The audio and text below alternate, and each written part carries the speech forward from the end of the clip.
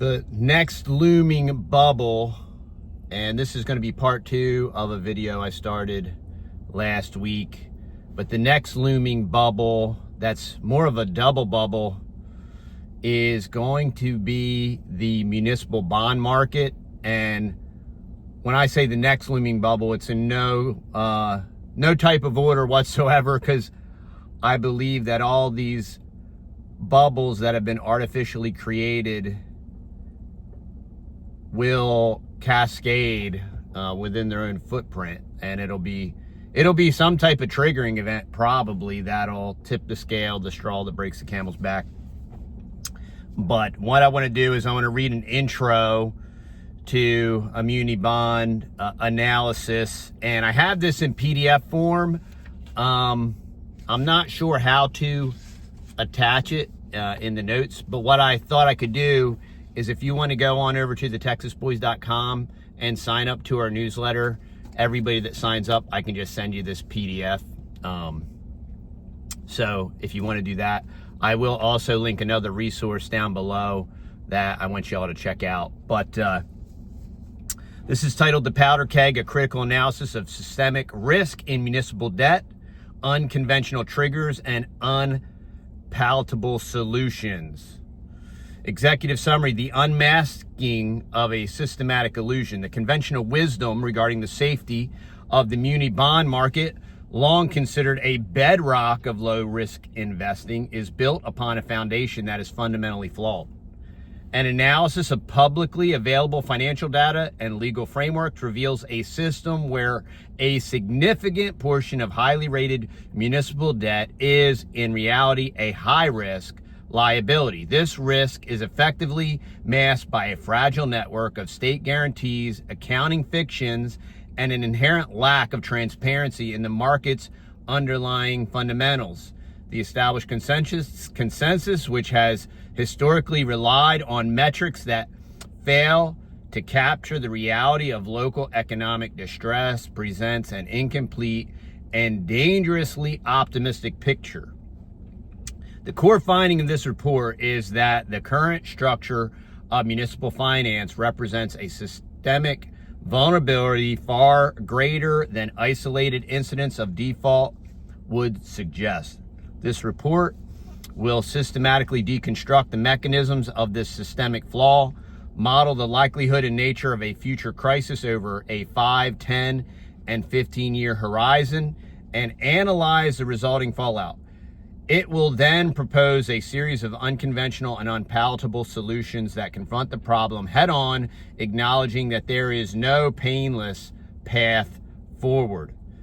The analysis contained herein is not a simple summary of expert opinion, but a data-driven examination that validates the perspective that conventional assumptions about this market are not aligned with a deeper, more critical view of the data.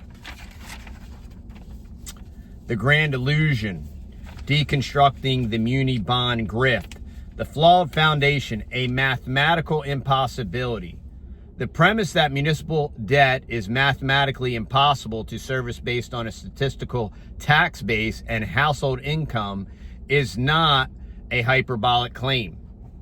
It is a verifiable reality in many communities. The financial industry's standard analysis, which focuses on annual debt service coverage, ignores the fundamental fact that the total debt burden is often grossly disproportionate to the median household's ability to pay. An analysis of a specific school district reveals a per household debt burden of approximately $1,200 per month against a median household income of $50,000. The numbers, when viewed through the lens of household budget, do not add up. This is not an isolated phenomenon. Public financial data confirms that highly rated municipalities carry a debt load that, when measured against the local tax base, appears unsustainable. For example, Huntsville, Alabama, which is one of the country's largest municipalities, has a debt ratio of 55.9% in 2022, a number that has been declining but remains substantial. Furthermore, an examination of Federal Reserve data on a county level debt to income ratios reveals that many regions in the United States have ratios that underscore the widespread nature of a debt burden that is not easily supported by local incomes. These metrics suggest that the underlying fiscal health of many municipalities is far weaker than their credit ratings would indicate. And if you want an illustration, an example of this on the most visible, highest level, just look at the stock market. Look at all of the economic indicators of the present economy and compare it to your economy.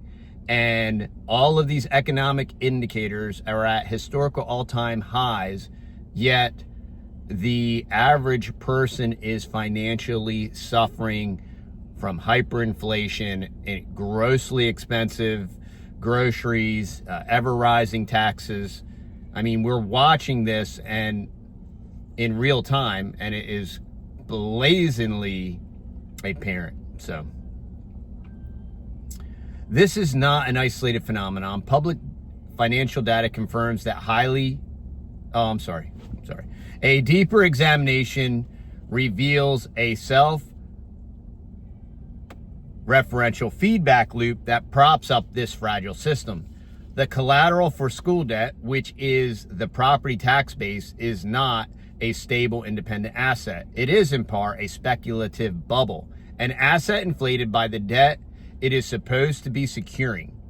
The research shows that the quality of a school district has a direct and measurable impact on local home values, which in turn increases the property tax base. This creates a causal relationship where a municipality can issue debt to build schools, which then drives up home prices, thereby increasing the tax base, which then justifies the issuance of even more debt. This halo effect creates an illusion of a growing, self-sustaining tax base, but in reality, it is merely a speculative collateral bubble that can only sustain itself as long as new debt flows and home values continue to rise. The Great Obfuscation. State guarantees as a systematic risk accelerator. A systemic risk accelerator. The high credit ratings assigned to many municipal bonds are not a reflection of the issuing government's financial health, but a testament to a central guarantee from the state. A critical distinction is made in the market between an underlying rating, which assesses a municipality's standalone creditworthiness, and an enhanced rating, which reflects the creditworthiness of a third-party guarantor, such as a state.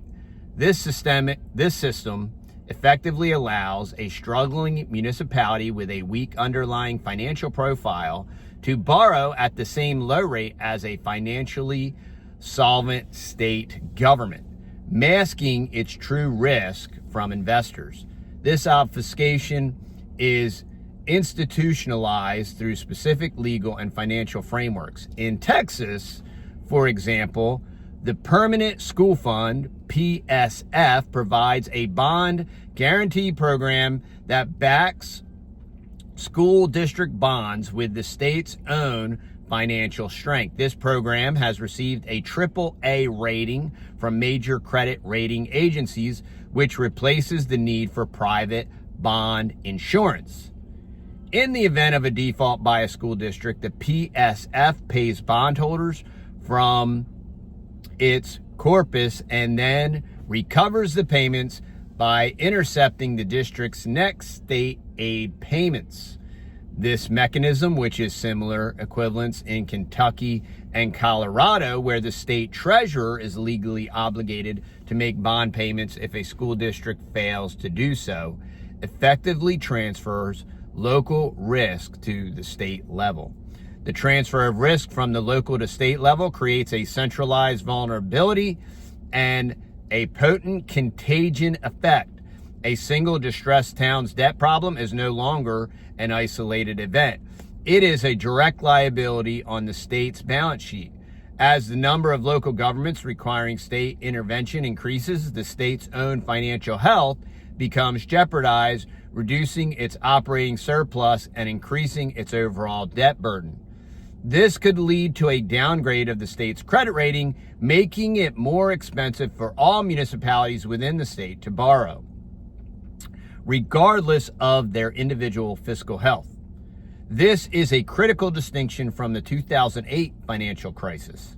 A crisis in this market would not be a collapse of the physical asset value, but a collapse of the government promise, which has far-reaching political and economic implications. The two-front Ponzi scheme, compounding the grifts. The danger in the municipal bond market is not the existence of a single type of unsustainable borrowing, but the compounding of two distinct forms of grift. There are two primary categories of municipal bonds. The first is the general obligation, the GO bond, which is backed by a government's taxing power and includes school district bonds. This type of debt enables a fiscal shell game where a government can incur debt far beyond its ability to pay by relying on its power to tax. The second is the revenue bond, which is secured by a project's cash flow, such as tolls from a road or user fees from a water utility. This type of debt creates an illusion of profitability, as it is often financed based on wildly optimistic projections for future revenue. A perfect real-world example of what happens when these two grifts are combined is the Puerto Rico debt crisis. For years, the U.S. territory relied on an endless stream of GO bonds to cover persistent budget deficits, essentially engaging in the very fiscal shell game you described with school districts. Simultaneously, government-owned corporations, such as the electric utility, issued massive amounts of revenue bonds to finance infrastructure projects based on projections that were never realized. When a broad economic downturn exposes the underlying weakness of both the GO and revenue bonds, the system collapsed. The failure of the revenue bonds revealed the underlying unsustainability of the GO bonds, leading to a full-scale fiscal crisis with no easy way out. The failure of one grift can act as a trigger, exposing the other, leading to a rapid and complete collapse of the system. The looming crisis, unconventional triggers and unavoidable fallout. Catalyst for collapse, a multi-factor model. While the fiscal flaws are clear, the timing of a potential crisis is dependent on a combination of unconventional triggers. These are not traditional economic metrics, but deeply rooted structure and political vulnerabilities. 1. Demographic tides. A key driver of local government financial distress is a shrinking tax base caused by depopulation.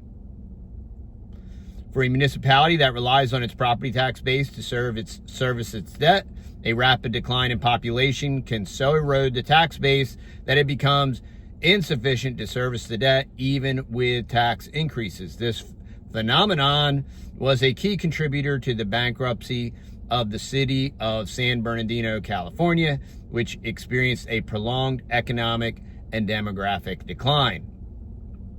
The political third rail. The unlimited taxing power that legally secures general obligation bonds is, in practice, a political fiction. Local governments must secure a tax increase through a public hearing or a voter referendum. The real risk is not the lack of legal authority, but a lack of political will to raise taxes, which directly undermines the bond security. This was demonstrated in Wellington, Utah, where a proposal for a 225% property tax hike to address a budget shortfall was met with fierce public opposition and ultimately tabled. The mayor of Austin, Texas, also faced a lawsuit over the language used to propose a property tax increase highlighting the contentious natures of these political battles. 3, the pension time bomb. Public pensions are not only major holders of muni bonds, but are themselves a source of systemic risk. Across the country, state and local government pension systems face a massive underfunding problem, with an estimated $1.5 trillion in unfunded liabilities and an aggregate funded ratio of only 76%. The collective assets of these funds, which amount to $6 trillion, are heavily invested in bonds as a form of liability matching. If these funds are forced to take a loss on their municipal bond holdings, the underfunding problem will deepen, jeopardizing the retirement savings of millions of public employees. And this is why this is absolutely a problem for everyone, public employee or not. These municipal bonds underlie an enormous amount of all different kind of financial vehicles. So this is why this is a massive issue that absolutely will affect everyone, and this is why it is critically important. And so I want to check out a link below for the website Mockingbird Properties. A man by the name of Mitch Vexler has done an inordinate amount of research on this, and he has all the data on his website. I will put the links below. There also is a petition. Mitch has been working, relatively speaking, exclusively here in North Texas in the Denton-Frisco area, and he has uncovered all of this geopolitical and local chicanery within these appraisal districts, and how this is RICO level type corruption and just pure and unadulterated lying and dishonesty and a fleecing of the public. So the first thing you can do is go sign Mitch's petition. The second thing you can do is look at his data and his documents there, as well as there are multiple videos where he explains what they uncovered and why, when, where, why, and how, and all these different issues surrounding this issue. And this is not just a municipal bond issue. This is a municipality issue. And this affects any type of home or landowner. And this is what makes it that much more substantial. And when this does pop, it will create a larger cascading effect that will obviously affect all markets, especially the bond market. So I want to encourage you to go on over to Mitch's website, check out the information he has there. If you want a copy of this report and read the rest of it, you can go on over to TheTexasBoys.com and sign up for our newsletter, and I'll make sure that I email this to you. And as a Christian, I want to be aware of these facts, and I want to do what I can to affect them in a positive way. But I am just a pilgrim passing through. So while these items concern me, remember, y'all, the best is yet to come. Hey, if y'all love and appreciate our information, go on over to TheTexasBoys.com. Check out our coffee, our honey, our tea. Maybe buy a t-shirt. We love and appreciate y'all. Have a blessed day.